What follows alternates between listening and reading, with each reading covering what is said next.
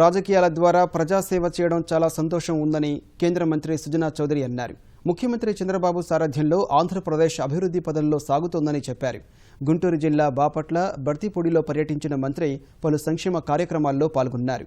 బర్తిపూడి గ్రామంలో ఎన్టీఆర్ విగ్రహాన్ని ఆవిష్కరించారు. బాపట్లలోని ఆర్ట్స్ అండ్ సైన్స్ కళాశాల మైదానంలో ఏర్పాటు చేసిన కార్యక్రమంలో 1257 మంది దివ్యాంగులకు 3 చక్రాల సైకిళ్లు, చేతికర్రలు, పరికరాలు పంపిణీ చేశారు. 3 చక్రాల సైకిళ్ల పంపిణీకి సహకరించిన ఎంపీ మల్యాద్రిని అభినందించారు.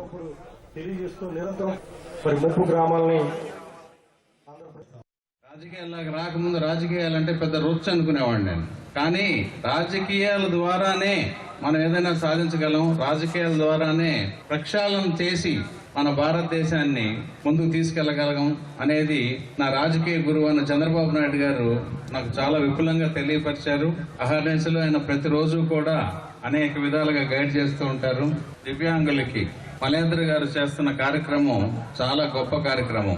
ఢిల్లీలో అనేక సార్లు పార్లమెంట్ లో కానీ ఆ మంత్రి గారి దగ్గరికి వెళ్ళటం కానీ ఆ డిపార్ట్మెంట్ లో ఫాలో అప్ చేశారు.